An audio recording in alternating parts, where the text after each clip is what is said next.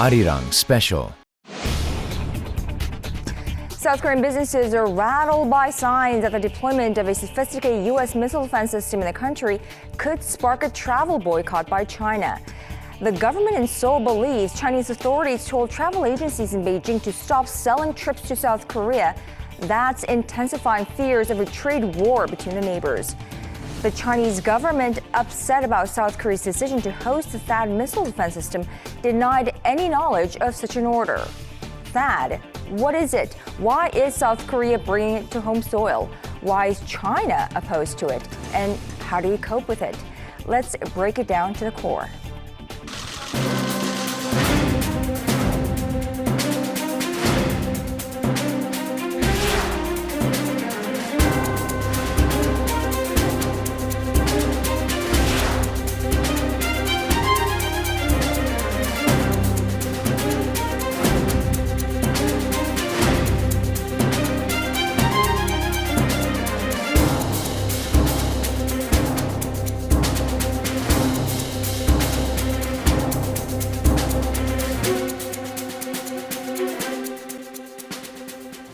Hello, I'm Moon Gan-young. This is Arirang News Special Roundtable on THAAD and South Korea-China relations.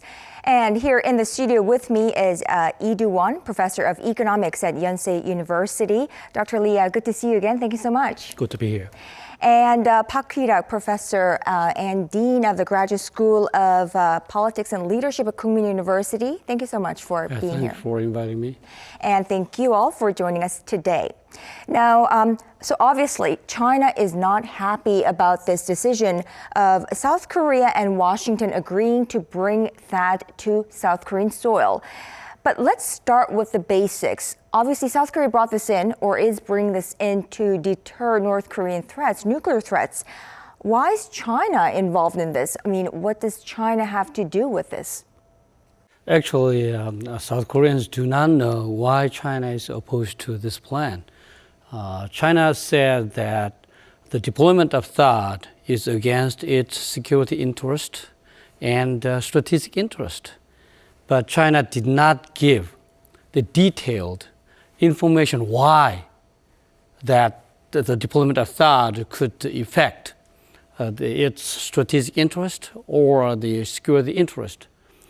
As far as I know, THAAD, as you know, is a purely defensive system which is used to intercept the incoming missiles to the site, and it cannot do any harm to South Korean deterrence and South Korean security.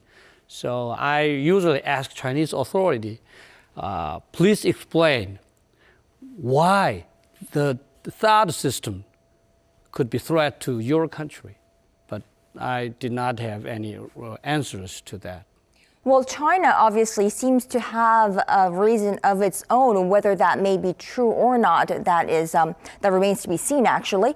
But China, for one, and I am in no position to be advocating China's position, but in order for us to give a counter deterrence to that, we need to go over the points that China is advocating. China says THAAD battery has no capability of protecting the South Korean capital, Seoul. Professor Park, do you have an answer to that? Yes, the THAAD is some kind of limitations to protect Seoul. It is true. Not because THAAD is a not good equipment, but because the Seoul is too close to the DMZ. It's just 40 kilometers from the DMZ. So if North Korea uses short-range missiles, it is very difficult to detect and intercept. However, the THAAD battery can protect 2/3 of South Korea. And if we protect 2/3 of South Korea, we can economize on the Patriot equipments and concentrate the Patriot equipment to protect Seoul. And South Korea is in the course of developing our own missile interceptors, which can destroy one more time for the Seoul at the height of about altitude of 100 kilometers. So the fact is not true. That means can assist the defense of Seoul. And at the same time, that the fact that the THAAD has a limitation to protect Seoul does not mean that we don't have to deploy the THAAD to our country. Now, Professor Lee, so what we've been seeing basically from China is obviously a sort of economic retaliation. From our point of view, that's what it seems like. Now, and the Chinese government has repeatedly said that it is in no way official. So these are unofficial retaliations. Do you have any thoughts on that? Well, it is true that it is the official standing of the Chinese government that they do not have any official guideline or policy to retaliate South Korea so far. But a couple of days ago, there was a rumor, or actually there was a newspaper article in South Korea that Chinese government actually delivered specific orders to this local Chinese tourism industry not to sell a large-scale tourist to South Korea. If that is true, I think it implies that Chinese government is going to change its stance on this issue. If that is true, it means that the Chinese government will do more to restrict the bilateral trade between Korea and China, and that is going to be big trouble to South Korean economy. Now, Professor Lee, if you remember, of course, in mid-January, so that was about 2 months ago, you and I were sitting right here in this studio having a dialogue with CGTN, so our counterpart in China, so China's state-run global television. And we had a similar talk of this sort. And even back then, we were talking about a possible economic retaliation of any kind of sort by China. And the expert on that side, I guess unintendedly admitted that it was official and then admitted that it wasn't official. So this has been ongoing for some time, but it's only intensifying now. Is it legitimate? Well, I don't think so. Chinese government, if it is verified that Chinese government is behind this action, then it really is not legitimate. It's unfair. And it's a serious violation of free trade principle between Korea and China. And it can be actually a violation of free trade principle, which we can actually bring it over to WTO, World Trade Organization. Of course, I do not really wish to bring it all over to WTO, which will be really, really painful process both to Korea and China. But definitely, this is a serious violation of free trade idea. Now, what China repeats in advocating and in propagating that this THAAD defense system is actually an offensive towards China by South Korea. And in fact, they do not say South Korea, they say South Korea and the US, and with more emphasis on the US. So having an economic retaliation of this kind of sort, you said that we could bring this to the WTO, but China says that it's not official, it's not an official stance by the government, but in fact it's public sentiment that this is the Chinese people's will voluntarily boycotting these things. I'm really not quite convinced by that statement.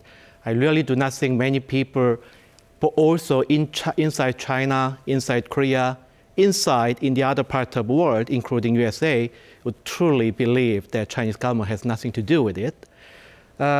Couple of things I can point out is that it is true that large-scale tourism actually reduced after this big issue of THAAD deployment.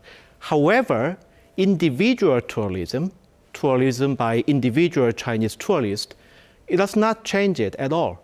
And actually, there was some sign that it's actually growing between Korea and China, which means that, despite the Chinese government's official standing that it is the voluntary act of the Chinese public, actually the voluntary act of the Chinese public is to enhance the exchange between Korea and China.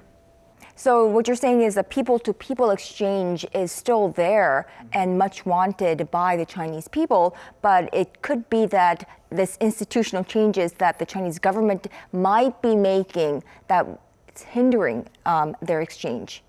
I believe so, especially when we see the evidence that large-scale tourism are canceled and some kinds of Korean pop music concert were either canceled or delayed without any good explanations.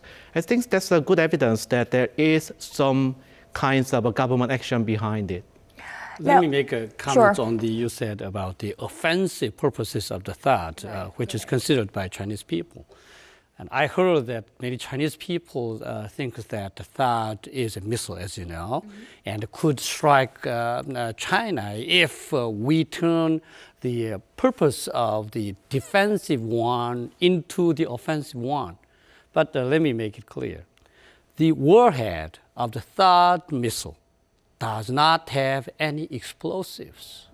That means the kind of method of THAAD batteries to destroy the incoming missiles is to directly hit the body of the incoming missiles and destroy it by using the collision and using the kind of a collision of strong kinetic forces. So it does not need that kind of explosives, just like a car. It's a kind of a head-to-head collision. So even if we have intention to attack China, we cannot use it. It is just a kind of iron, metal. So I think that there is some misunderstanding and misinformation to the Chinese people. And secondly, I think that some people in China and in South Korea also believes that the radars of the THAAD can detect all the military activities of the China. It is not true.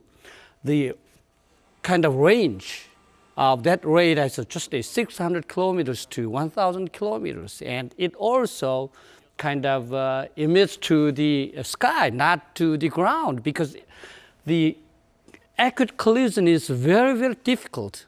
It needs the kind of very correct help by the radars. And so even though some people says that we only use the radar as a detection purpose, we have, as you know, many mountains. So it cannot shoot to the kind of parallel to the horizon. So in order to avoid the mountain, it should go to the higher. And at the same time, as you know, the Earth is very round.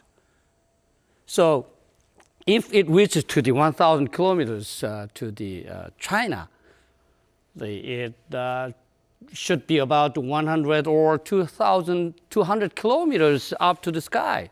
You cannot see any kind of military activities.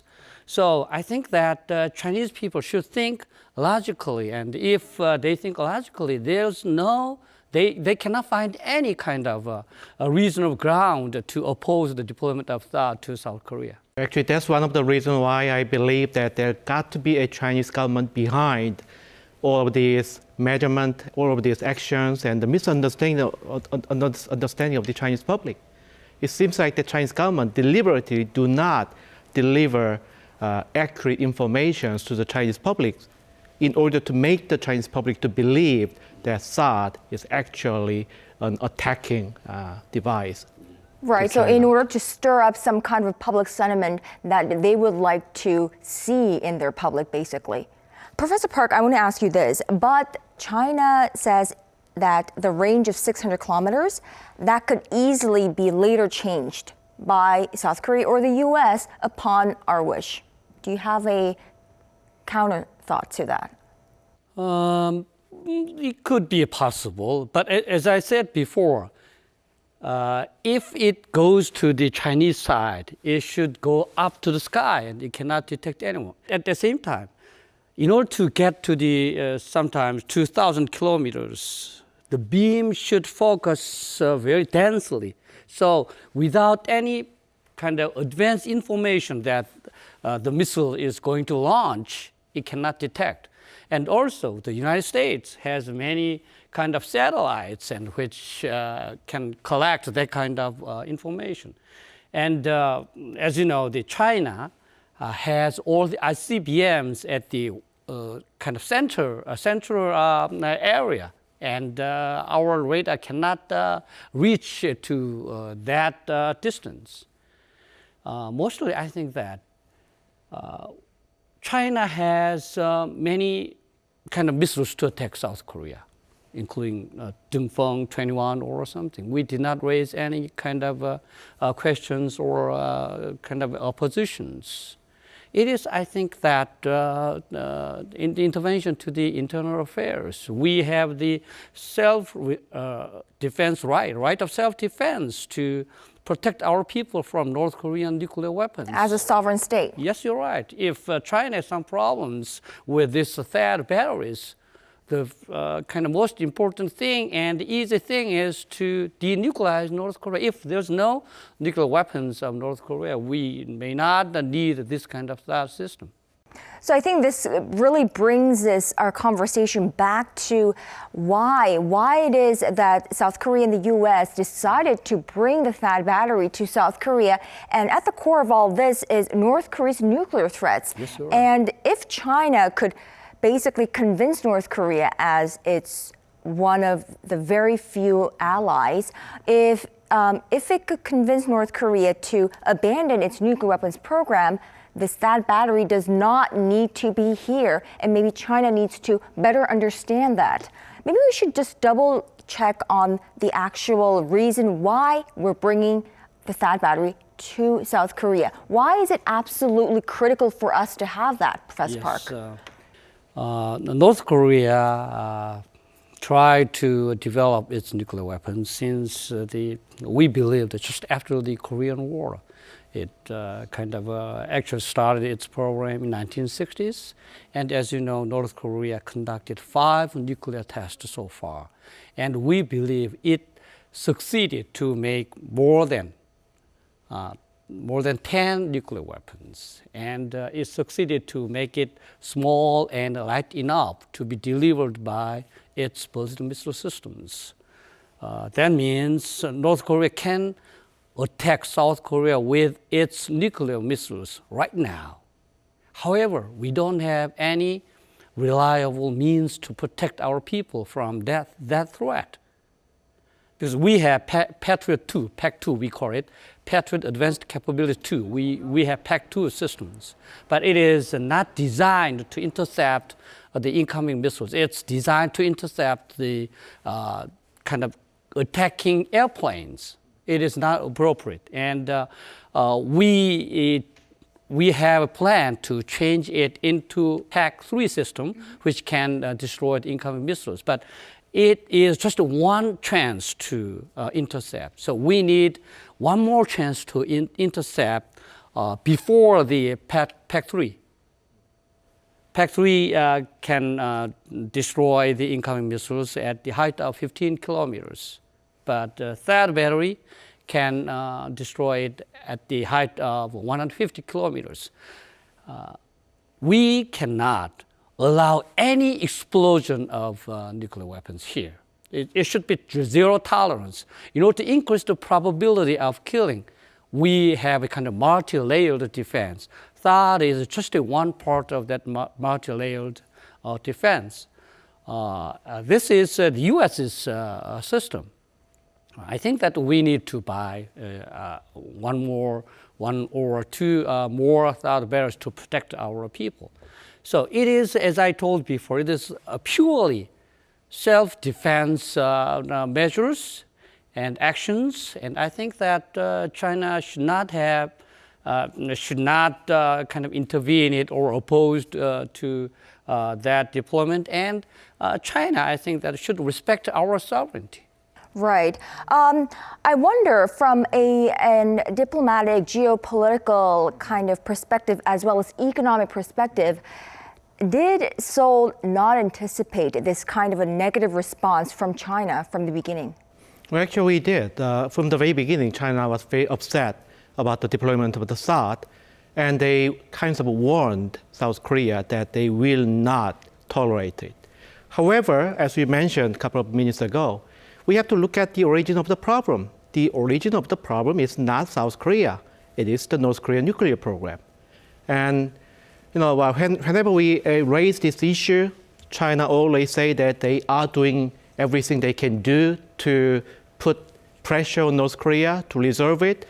But a lot of people do not think so. A lot of people still think that China is not doing enough to persuade or to coerce North Korea to give up its nuclear program. And actually, China succeeded to persuade North Korea to come to the six-party talk and eventually reach an agreement to freeze all the nuclear program. And when China did it at the time, China cut the supplies of strategic materials, including the oil, to North Korea for a couple of months. And then almost immediately, North Korea agreed to join the six-party talk, and eventually we had what we wanted, including North Korea, South Korea, and China and USA. At that time, everybody got what they wanted. Of course, North Korea didn't keep the promise at the time. But anyway, in the middle of 1990s, that's a very good example. And reflecting those examples, I really do not think that China is doing enough this time. China keep on saying that they follow the United Nations resolution to put pressure on North Korea. However, there are lots of things China still can do more. Basically, China is the only trading partner to North Korea. If China cut the supplies of not just consumer goods, but also cores, buying cores and selling oils and providing all those industrial and military equipment to North Korea, I really do not think North Korea can continue to develop nuclear program. So this is kind of like a basically unending cycle of China not wanting the THAAD battery missile defense system in South Korea, and South Korea needing this missile defense system because of North Korea's nuclear threats. And North Korea's nuclear threats continues to grow, or North Korea continues to expand its nuclear weapons program because basically they aren't hindered enough. And that only China can do at this point, as China has the most leverage over North Korea than any other country in the world. Exactly. And I think that's what you're saying. Exactly. There is more that China can do to persuade North Korea to abandon its nuclear weapons program. This is a little sidetracked, but I think it's important to note as China-North Korea relations is very important in this equation of THAAD as well. Now, Professor Park, what about the global response? How are experts in different countries responding to China's strong objection to this U.S. missile defense system in South Korea? Yeah, I do not know all the responses of the world, but I heard that the U.S. described it as unreasonable and inappropriate. And as a military expert, I think that if China continues this objection, it could be some kind of mockery to the military experts of the world. As you know, military equipment is the product of the science. The capabilities of the military equipment cannot be changed because of the difference of the perspectives. If a certain THAAD battery can kind of destroy the incoming object at the altitude of 150, it is kind of facts and it is science. And the military experts in the world know the facts.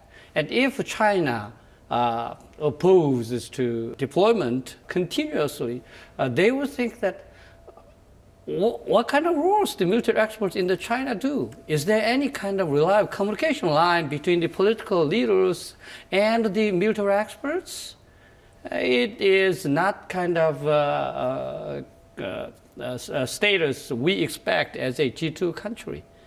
So I think that before making this kind of accusations as a G2 country, they should consider the responses or evaluations of the kind of intellectuals of the world. I think that China would make a mistake if it continues without kind of providing any kind of logical and scientific reasons for their opposition. Right, so make a more reasonable and feasible decision based on the actual facts and science behind those military equipment. Yes, I think that's what you're trying to say. Now, with the latest missile launch by North Korea, as well as I'll call it a mysterious for now, although we know it's not too mysterious at this point.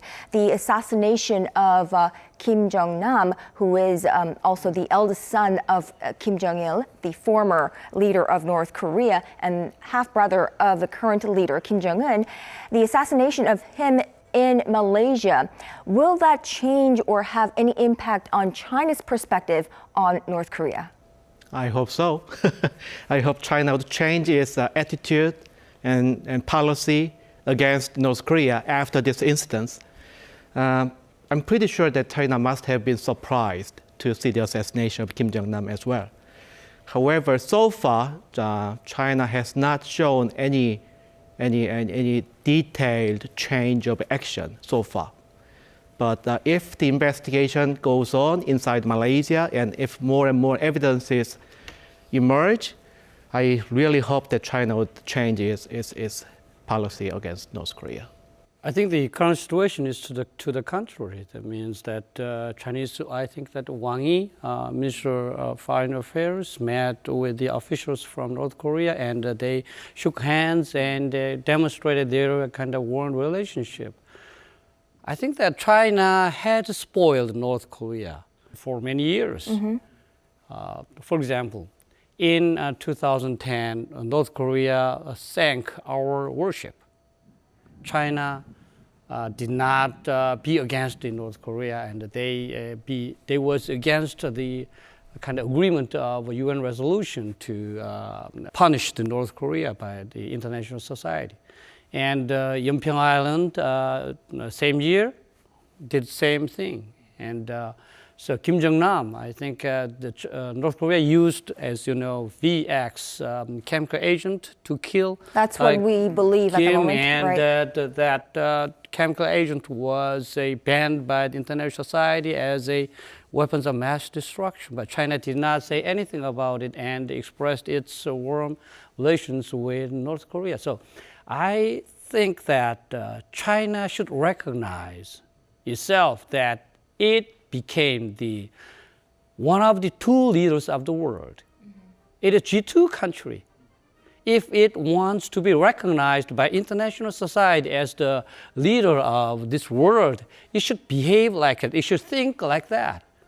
But its behavior is just a small country, maybe a little worse than the small country, I think. So China should reflect on its past behaviors and should try to find some lessons. Basically live up to its status as one of the G2 countries in the world. Professor Lee, would you agree with that in the economic sense as well? And because just a few months ago, in fact, in January again, Chinese President Xi Jinping really advocated the absolute importance of free trade in this world in Davos during the World Economic Forum as one of the G2 countries. Well, what we're seeing right now is quite the contrary to that. Exactly. Whereas Professor Park just mentioned, China wants to be a global leader as a G2 country. They talk like a global leader, but they do not act like a global leader. So as you mentioned, President Xi Jinping of China in January, he advocated free trade openly. And let me cite what he mentioned by himself. He said, we must remain committed to developing global free trade and investment. He also said, pursuing protectionism like locking oneself in a dark room. Nobody will emerge as a winner in trade war. This is what he said by himself. Advocating free trade, advocating transparent trade and level playing trade and no retaliation in terms of the trade. And he specifically mentioned that Chinese tourists will have 700 million overseas visits. And that is going to contribute a lot to global economic growth. But having said that, the attitude and the real action of the Chinese government, to put some pressure on the tourism industry and the pop culture industry is really contradictory to the speech of the Xi Jinping at Davos. I think this is one of the points we really have to keep on appealing to the Chinese authority. I'm pretty sure that inside the Chinese government inside the Chinese intellectual society, there would be a group of Chinese people who think that it is unfair, it is a contradiction to say one thing and behave another thing. I think that contradiction also occurs to the security issues. China always say that they think highly of the peace and the stability of Korean Peninsula, and at the same time that China is strongly against the nuclearization of Korean Peninsula. But it did not do any kind of meaningful actions to keep its rhetoric. So we heard lots of rhetorics, good rhetorics by China, but we have been disappointed by the gaps between the actions and rhetorics. And also, just a few days ago, we've heard of what happened to Lotte, a Korean conglomerate in China. And basically, China is using, quote, the legal framework to ban certain products of South Korean-made products to China and to basically make it difficult for Korean firms to operate in that country. Would we continue to see this kind of behavior go on? Is it possible that China will continue to resort to such action? Well, every government has a right to regulate import from a foreign country if that import violate a certain, code of the importing country. However, in this case against the Lotte, I really do not think that would fall into such a legitimate case. First of all, this tax investigation and all the other, public reaction against Lotte was fairly specific to the issue of THAAD. They openly say that they want to, put pressure on Lotte. They do not want to buy any product or any service from Lotte because of the THAAD. Of course, it's not a government official statement, but that's the statement of the Chinese public. So in this case, I don't think this is the legitimate trade measurement against a foreign import. This is specifically related to the THAAD. Now, Professor Lee, another very surprising factors or developments in China has been China blocking South Korean music videos and television. So Hallyu, basically, it's a driving force for many kinds of industries, tourism and and exports of different products of Hallyu as well. And China is basically tapping into that boundary as well. What are your thoughts on that, and how can we mediate this?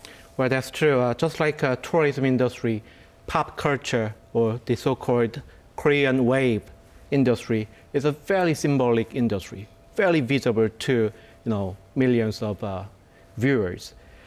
However, even though we hear all these stories that some of those concerts are canceled, some of these Korean dramas are removed from the TV, however, I need to point out that there was a movement inside China that they do not want to depend too much on Korean pop culture. Even before this THAAD issue, there was a movement that Chinese pop culture has to be more independent. They have to develop their own celebrities, their own dramas. But after this THAAD incident, I think this existing trend in China will be reinforced and will be strengthened. But in that case, I think we really have to change our strategy to promote Korean pop culture. Instead of selling Korean dramas by itself to China, I think we can co-develop dramas and movies with Chinese, and we can sell it together to the Chinese population.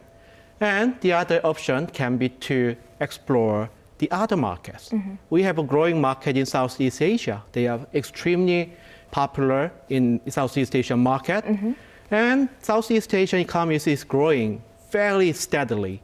And pretty soon, in terms of the population, in terms of the GDP, they will probably can be a good match to the Chinese market. And there are many other markets in Latin America, Middle East Asia, and Europe, which are not quite fully exposed to the Korean pop culture. And that would be the market that we can penetrate in the future.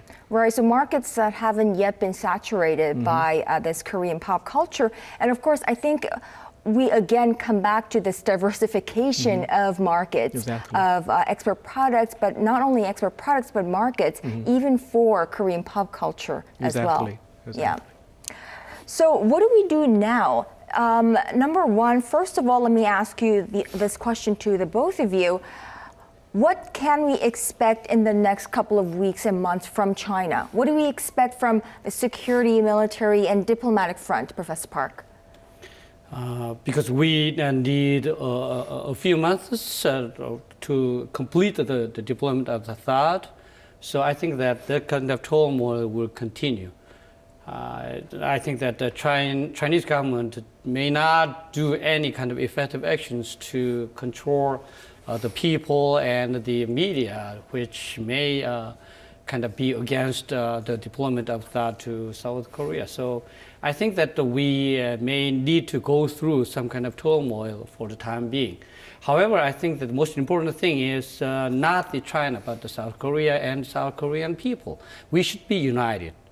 The deployment of THAAD to South Korea is necessary and indispensable for the safety of our people.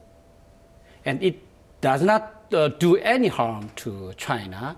And it is our kind of inherent right of self-defense to protect from the nuclear missiles. So we need to be very resolute and very united to China. And sometimes if China continues this kind of irrational things, so we need to take all the risks and kind of do some kind of other kind of very active measures, including some kind of boycott of the tourists to China or something. Right. Of course, we really do hope that we don't have to get to that point with our strategic partner there, China. We did see a bipartisan support at the National Assembly of a strong opposition against China's such behavior to South Korea in Seoul's National Assembly just last week. But Professor Lee, what about on the economic front? What do we anticipate on that front in the weeks and months to come? And what about when THAAD is actually deployed to South Korea? Well, actually, it is uncertain right now to predict what Chinese government will do in the coming several months. But we can look at one very good example between China and Japan in 2012. They actually collided over the issue of the Senkaku Islands. And that's fairly serious. Or DIE in Chinese. And Chinese government actually took a fairly similar action at the time. A big number of the Chinese tourists canceled their trip to Japan, and the number of Chinese tourists almost halved in just a couple of months. And it continued almost for 3 years. And reflecting this example, I think we have to be ready to embrace a little bit more shock, at least in the short term. But in the meantime, I think we have to do something. First of all, we have to keep on criticizing and keep on appealing to the Chinese authority that this is not a fair movement from the Chinese side. This can be a violation of Korea-China FTA, and it is North Korea to be punished, not South Korea. And at the same time, we have to appeal to the international society as well. As I told you in the beginning of the discussion, that we can bring this case to the WTO, but that has to be the very last resort. Final resort. Final resort. Before we do that, we can talk in the international society that this is unfair and this is a violation of free trade spirit. By doing so, I think we can occupy higher moral ground in international society. At the same time, I think we have to take this opportunity to transform our economy and especially our tourism industry too. So far, Korean economy, especially Korean tourism industry, relied too much on China. About 1/4 of the total Korean export go to China, and more than 30% of the foreign tourists are Chinese. Because of this heavy reliance on China, we are so vulnerable to pressure from the Chinese authority and Chinese government. So this is a good opportunity to diversify our tourism industry and our industrial structure and our trade structure as well. At the same time, we need to attract a diversified foreign tourists, not based on cheap hotels and cheap food, but based on more highly qualified cultural program. Right, so it really gets down to the fundamentals. Just for this example, we are seeing that we are heavily reliant on one country in terms of trade, in terms of exports, in terms of tourism, and maybe this is an opportunity for South Korea to diversify export products, export nations, as well as our target of tourist nations. Well, at least that's what Japanese did after this 2012 Senkaku Island dispute. Right. If Japan did it, I think we can do it too. Right, so we do, and there is a precedent of that sort. Exactly. Of course, it's not a role model, but we can benchmark it to a certain extent so that we can take the most advantage out of that model. What about in the security and diplomatic relations front? What do you think that South Korea should and do? What would U.S. do? Because the United States has also pitched in its kind of interest and saying that they oppose China's strong opposition to THAAD. And what do you expect on the diplomatic front there? I think that we also should try to explain the limitations of THAAD capability to Chinese authority. And but did we not explain enough? That's why I'm curious. I think that there could be some still misunderstandings in China, so we may need to do it more. However, I think the most important task, I think, is two. The first one is we need to strengthen our alliance with the United States.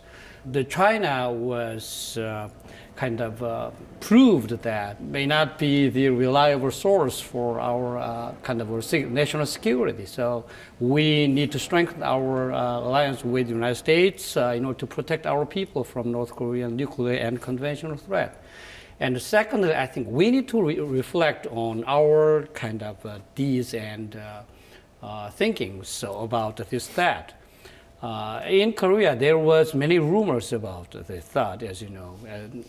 For example, many South Koreans believes that THAAD battery can destroy the Chinese ICBM, detect the Chinese military activities, and we need to pay the money for that equipment. And the capability of THAAD is not kind of reliable, and it emits lots of very harmful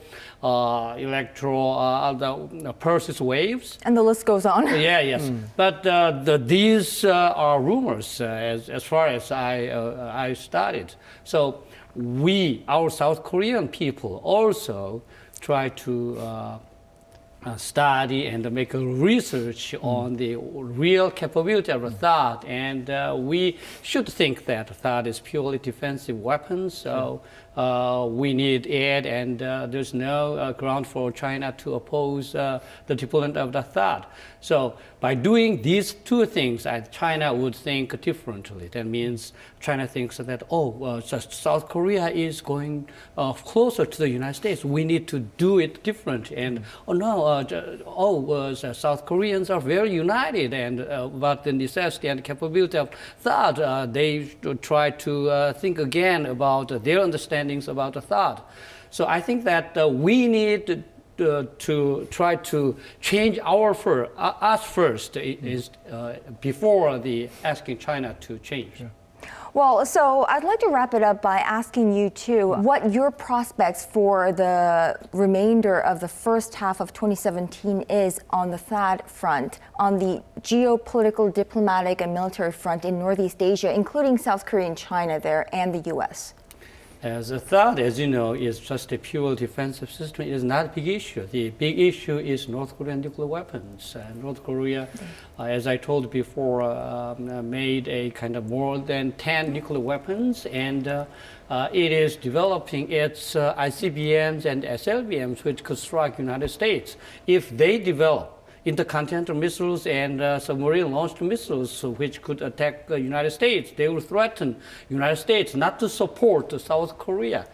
That means that isolation of South Korea. So I think that countries in the Northeast Asia should see the serious problem of North Korean nuclear issues. I think we need to be very united. One more thing I would like to add is that we may not closely cooperate. South Korea and China may not be able to closely cooperate in terms of national security or security issues because China is an ally of North Korea, and which is our enemy, and South Korea is a kind of ally of the United States, which is a strategic kind of rival of the China. But we can have a good relationship in terms of economic exchange and social exchanges. So I think that China and South Korea should recognize the limitation of mutual relations. If we respect the limits of the relations, especially on the security issues, we can kind of increase or enhance our relationship in economic and social kind of exchanges. Definitely, and on the economic front. Yep. I hope that the trade restriction because of THAAD would be limited in tourism industry only. A bigger portion is actually trade in manufacturing sector. I really do not want to see that this kinds of retaliation will affect bilateral manufacturing trade. But at the same time, we really have to emphasize that the bilateral trade between Korea and China so far has been mutually beneficial. That was exactly what President Xi Jinping pointed out in his speech at the Davos. It was mutually beneficial. Both Korea and China got gains from trade, and we had complementary trade structure which actually help each other. And there are many other areas where we have to cooperate from now on. In terms of the global economy, new kinds of protectionism is rising after the Trump administration. So China and Korea have to, put their shoulders together to do something to cope with this new protectionism. In terms of the environmental issue as well, China and Korea got a lot of things to cooperate. So we really have to do more to cooperate, not to make a conflict any longer. Right, so the prospects for Northeast Asia really will depend on the next few weeks and months, and we'll have to wait and see how this THAAD situation develops here in South Korea and in China. Well, but as very close strategic partners and friends of 25 years, the decision to deploy THAAD will act as a critical litmus test in enabling South Korea and China to seek new, higher-level directions for the bilateral relationship, and we'll definitely be keeping a close eye on that. Well, Professor Lee, thank you so much for your expertise, and Professor Park as well, thank you for your contribution, and for all of you staying with us throughout this Arirang special roundtable on THAAD and South Korea-China relations. Thank you, and that is a wrap from us for now. Bye-bye.